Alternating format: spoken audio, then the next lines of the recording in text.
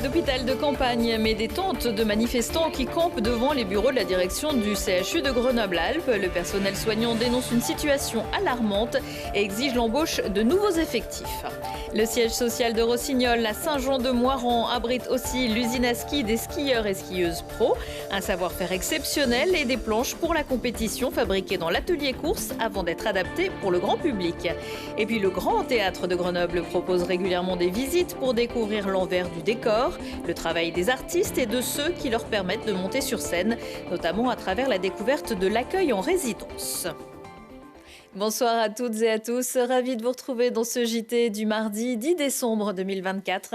Du lundi au vendredi à partir de 18h, l'essentiel de l'actualité du Grand Grenoble. Des bras et des lits, c'est ce que réclament les professionnels de santé du CHU de Grenoble-Alpes à l'appel du syndicat national des médecins hospitaliers Force ouvrière, de l'Union syndicale de la psychiatrie et de l'Association des médecins urgentistes de France. Ils lancent un appel à la grève reconductible. En attendant d'être reçus par la direction et pour montrer leur détermination, une trentaine de manifestants ont même installé des tentes devant le pavillon Dauphiné qui abrite justement les locaux de la direction. De son côté, elle explique que depuis le début de l'année, ce sont 109 lits supplémentaires qui ont été rouverts. Il était quand même beaucoup question ces dernières semaines dans le budget qui était en préparation des problèmes de jours de carence et de salaire des personnels hospitaliers durant un congé maladie. Je veux juste rappeler que aussi bien pour la population que pour les soignants, on ne fait pas exprès de tomber malade ou d'être accidenté. Le numerus clausus, qui a soi-disant été aboli, mais remplacé par un numerus apertus, qui finalement à la sortie ne change rien. Or, que ce soit en ville ou dans les hôpitaux, on manque de médecins et qu'on forme dès la rentrée de septembre 2025 le nombre de médecins nécessaires pour qu'on n'ayons plus la même problématique dans 10 ans dans les hôpitaux que celle que nous vivons actuellement. Je ne vois pas du tout poindre un nouveau gouvernement qui va nous dire bon, on redonne des sous pour l'hôpital, on remet toutes les cotisations nécessaires pour la sécurité sociale, on embauche à l'hôpital tout ce qu'il faut, on remet un financement digne de ce nom. J'ai pas l'impression qu'ils vont faire ça. Globalement, tous les jours à 8h du matin, il y a des transmissions qui se font et c'est une moyenne d'une soixantaine de patients à transmettre tous les matins et à hospitaliser, parce que c'est des gens qui attendent des places d'hospitalisation. On est monté jusqu'à 100 patients à transmettre le matin pour un seul médecin. Donc vous imaginez bien qu'il ne va pas voir les 100 patients dans la journée. Et puis là hier je regardais et il y a un monsieur qui est là depuis 24 jours. Donc c'est un problème de baisse, disparition de l'accès aux soins. En fait on ne peut plus se soigner parce que c'est des rendez-vous dans 3 mois, dans 6 mois, des choses comme ça. On se fout de nous. Et on se fout de notre santé, de notre travail. La France se dégrade. La Macronie est une machine de destruction massive pour moi, pour nous. La preuve, aujourd'hui on en est là et on touche le fond. Les organisateurs appellent la population à se joindre au mouvement et à se rassembler au même endroit mercredi de midi à 14h. Un pavé dans la mare à Grenoble, l'école de management, l'école privée qui truste les podiums des formations, a dû prendre des mesures après la découverte sur les réseaux sociaux de vidéos mettant en scène des étudiants réalisant des blackface avec le visage peint en noir ou en train de se moquer de la communauté musulmane. Des vidéos racistes et xénophobes réalisées dans le cadre de la campagne pour le BDE. Les étudiants concernés passeront devant le conseil de discipline et un signalement a été fait au procureur de Grenoble. GEM a par ailleurs renforcé sa sécurité sur ses 3 campus à Grenoble et Paris. Sur le campus de Saint-Martin-d'Air, une conférence sur le conflit israélo-palestinien est prévue vendredi à 17h avec plusieurs intervenants, dont l'avocat Arié Halimi et Rima Hassan.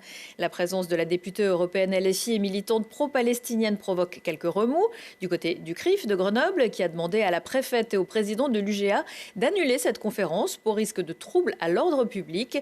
L'Union étudiante de Grenoble et l'association UGA pour Gaza expliquent avoir obtenu toutes les autorisations pour organiser cette conférence, pour, je cite, comprendre la guerre et construire la paix. Seuls les étudiants inscrits au préalable pourront y assister. En mai dernier, une conférence avec Rima Hassan avait été annoncée, puis refusée, puis autorisée, puis finalement annulée par les organisateurs. Je vous parlais de l'entretien des routes par les services du département dans le JT lundi. Voilà un autre chantier entre Grenoble et Briançon. Jusqu'à jeudi 17h, la RD 1091 est fermée pour cause de travaux au niveau du lac du Chambon, où s'est produit récemment un éboulement. Il faut purger, reconsolider les filets, faire disparaître les blocs instables, tout ça avant le rush des fêtes. Résultat, les automobilistes devront rallonger leur trajet d'1 heure en passant par la Mure. Les meilleurs skieurs du monde ont rendez-vous le week-end prochain au Critérium de la première neige à Val d'Isère. C'est la seule étape en France de la Coupe du monde masculine avec un géant et un slalom. Pour les filles, ce sera à Courchevel fin janvier. Si les athlètes font le gros du boulot, la performance se mesure aussi à la qualité des skis.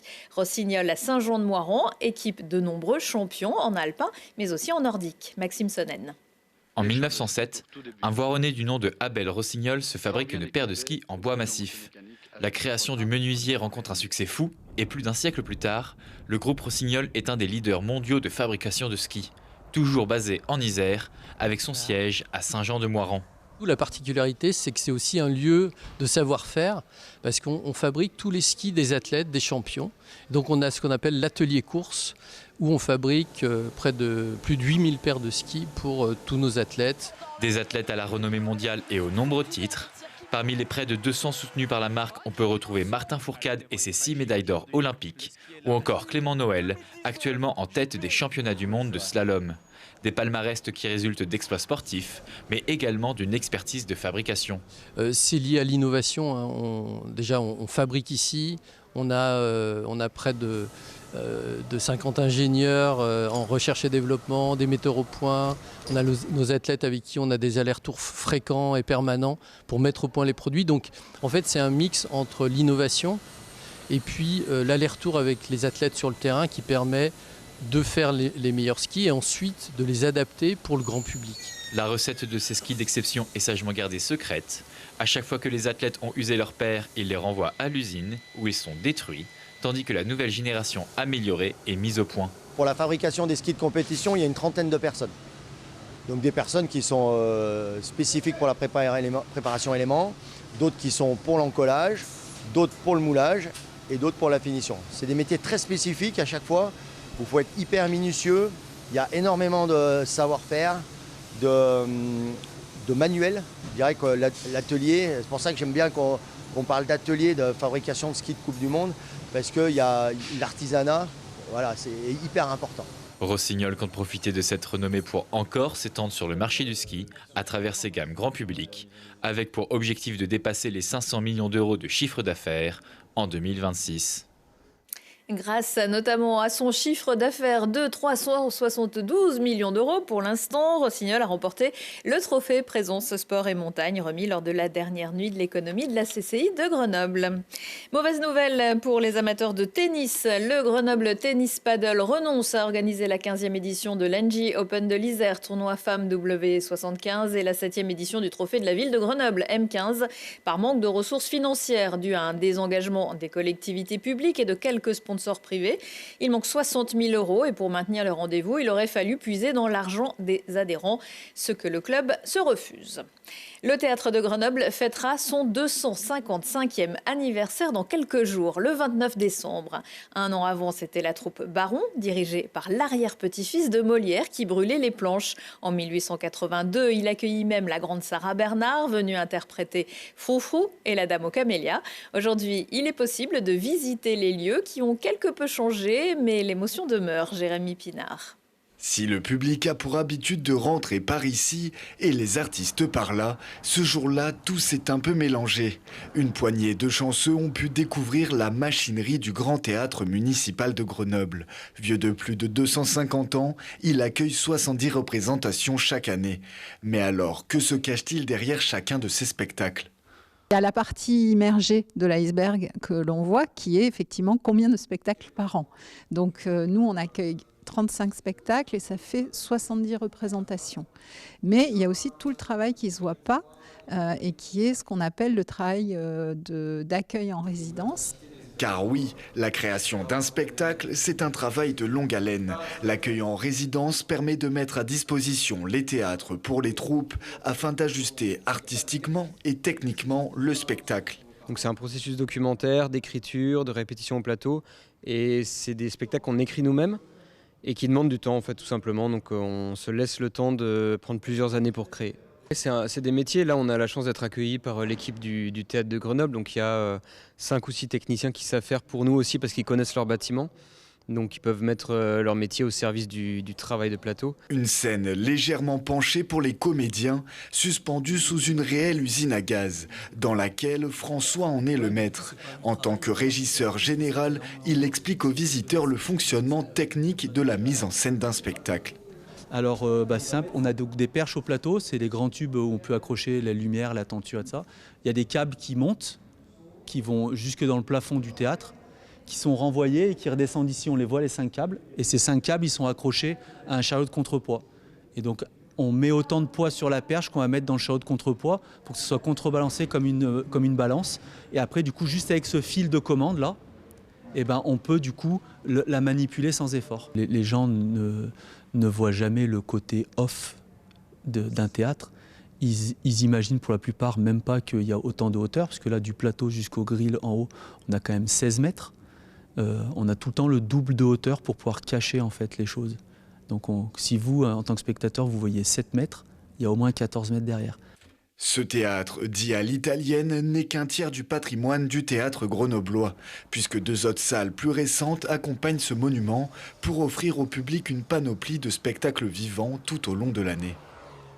La prochaine visite du Grand Théâtre est prévue le 11 février. Les inscriptions se font auprès de l'Office de tourisme. En attendant, mercredi, c'est la compagnie des Veilleurs avec la complicité de 3e bureau qui proposera dans le hall du Grand Théâtre un duo mère-fils intitulé « Dissident, il va sans dire », 2 représentations à 18h et à 21h. Dans l'agenda également, Évidence inconnue par la compagnie Roadboom à l'heure bleue de Saint-Martin-d'Air qui mêle théâtre participatif, musique live et mentalisme. Un spectacle où le maître de cérémonie est accompagné d'un contrebassiste impassible et désopilant. Il guide les visiteurs dans un monde inconnu entre réel et fantasme, où même les esprits les plus rationnels sont bousculés dans leur certitude. C'est une certitude, même s'il n'était pas à la finale du Grand Prix à Pôle Sud, les gros patinent bien. C'est le titre du spectacle d'Olivier Martin Salvant et Pierre Guillois, à voir à partir de mercredi jusqu'au 21 décembre à la MC de Grenoble. Molière du théâtre public en 2022, un road trip pour ces Laurel et Hardy des temps modernes, l'un qui ne bouge pas et l'autre qui fait défiler derrière lui les paysages, personnages et autres bestioles rencontrées le long de la route, une explosion d'idées géniales et farfelues. Retour de l'actu dans 1 heure et en replay sur télégrenoble.net. Dans un instant, la météo. Excellente soirée à tous.